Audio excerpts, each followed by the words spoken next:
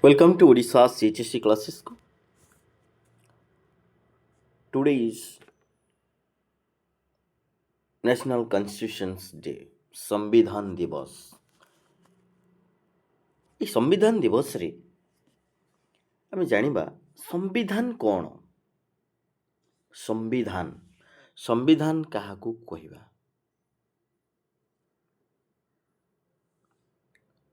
Okay, ସମ୍ବିଧାନ କ'ଣ? ରାଷ୍ଟ୍ରକୁ ଶାସନ କରିବା ପାଇଁ ସରକାରଙ୍କର ଆବଶ୍ୟକତା ରହିଥାଏ।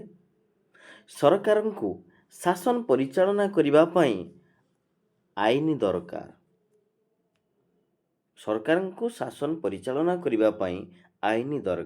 ଦେଶର ମୌଳିକ ଏବଂ ଗୁରୁତ୍ୱପୂର୍ଣ୍ଣ ଆଇନ ଗୁଡ଼ିକର ପଞ୍ଜୀକୃତ ରୂପକୁ ସମ୍ବିଧାନ କହିବା। ଓକେ, ଦେଶର ମୌଳିକ ଓ ଗୁରୁତ୍ୱପୂର୍ଣ୍ଣ ଆଇନ ଗୁଡ଼ିକର ପଞ୍ଜୀକୃତ ରୂପକୁ ସମ୍ବିଧାନ ବା କନଷ୍ଟିଚ୍ୟୁସନ୍ କୁହାଯାଏ।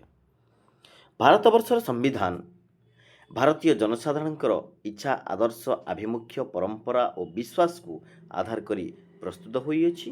ବିଭିନ୍ନତା ମଧ୍ୟରେ ଏକତା, ଧର୍ମନିରପେକ୍ଷତା ଓ ଗଣତାନ୍ତ୍ରିକ ଉଦ୍ଦେଶ୍ୟର ଏହା ଏକ ବାସ୍ତବ ପ୍ରତିଫଳକ।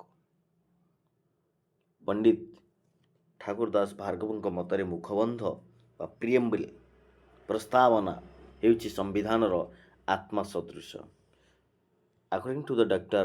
B.R. ଆମ୍ବେଦକରଙ୍କ ମତରେ ମୁଖବନ୍ଧ ବା ପ୍ରସ୍ତାବନା ସମ୍ବିଧାନର ଆଦର୍ଶ। ଓକେ, ଯେମିତି ପଣ୍ଡିତ ଠାକୁର ଦାସ ଭାର୍ଗବଙ୍କ ମତରେ ମୁଖବନ୍ଧ ହେଉଛି ସମ୍ବିଧାନର ଆତ୍ମା ସଦୃଶ। ଓକେ, ତେବେ ଆମ୍ବେଦକରଙ୍କ ମତରେ ମୁଖବନ୍ଧ ସମ୍ବିଧାନର ଆଦର୍ଶ ଓ ଆଭିମୁଖ୍ୟର ଏକ ମହାନ ଘୋଷଣା। ମୁଖବନ୍ଧ ସମ୍ବିଧାନର ଏକ ଆଦର୍ଶ ଓ ଆଭିମୁଖ୍ୟର ମହାନ ଘୋଷଣା। ଓକେ, ତ ଯେଉଁ ପ୍ରସ୍ତାବନା, ତାର ଇଣ୍ଟ୍ରୋଡକ୍ସନରେ ଆମେ କିଛି ଦେଖୁଛେ ଯେ ଭାରତୀୟ ସମ୍ବିଧାନର ପ୍ରାକଥନ ବା ମୁଖବନ୍ଧରେ ହିଁ ରହିଛି ସମ୍ବିଧାନର ବୈଶିଷ୍ଟ୍ୟ। ଏହା ସମ୍ବିଧାନର ଦର୍ପଣ ଭଳି କାର୍ଯ୍ୟ କରିଥାଏ। ବିଶାଳକାୟ ସମ୍ବିଧାନକୁ ସହଜରେ ମୁଖବନ୍ଧ ବା ପ୍ରିଏମ୍ବଲ୍ ଦ୍ୱାରା ଜାଣି ହୁଏ। ସମ୍ବିଧାନ ରୂପକ ଦେଉଳର ଏହା ଏକ ମୁଖଶାଳା ଅଟେ। ସମ୍ବିଧାନ ଯଦି ଦେଉଳ ହୁଏ, ତେବେ ମୁଖବନ୍ଧ ବା ପ୍ରସ୍ତାବନା ହେଉଛି ଏହାର ମୁଖଶାଳା। ଏଥିରେ ଘୋଷଣା କରାଯାଇଛି ଯେ ଭାରତ ଏକ ସ୍ୱାଧୀନ, ସାର୍ବଭୌମ ଓ ସାଧାରଣତନ୍ତ୍ର ରାଷ୍ଟ୍ର। ଏହାର ସରକାର ହେବ ଗଣତାନ୍ତ୍ରିକ ସରକାର।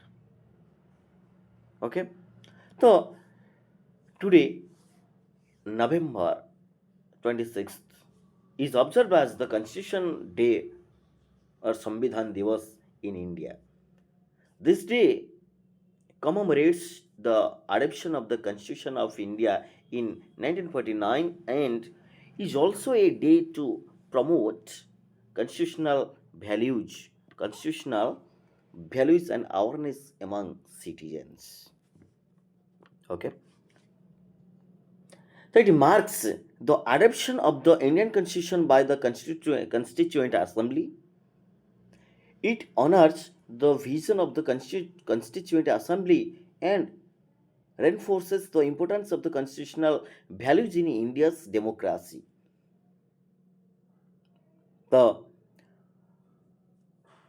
Its origin, the government officially declared on November 26th as the Constitution Day in 2015.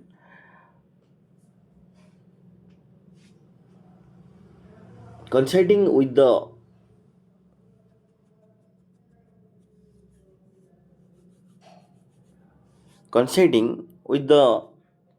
125th birth anniversary of Dr. B.R. Ambedkar, the chief architect of the constitutions. Who was the chief architect of the constitution?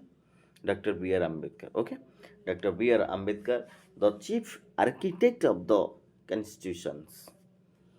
Okay, तो आज ହେଉଛି संविधान दिवस। तो संविधान दिवस रे आम जानले जे संविधान कौन ओके जोटा कि देशर मौलिक और गुरुत्वपूर्ण आईन गुड़िकर पंजीकृत रूप को संविधान कहा जाए। ओके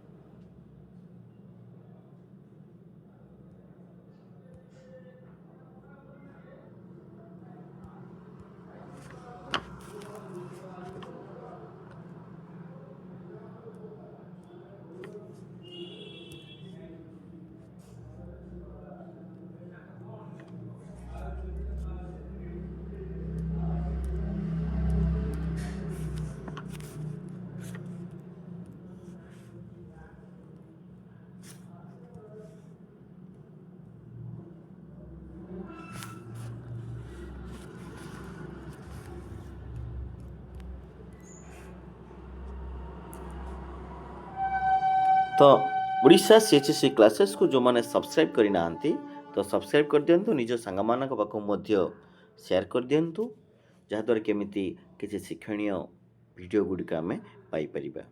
ओके वीडियोटी भल लगी निहती लाइक करदे निज सांग मान पाख शेयर करदे जो मैंने सब्सक्राइब कर सब्सक्राइब कर दिंतु। Okay thank you.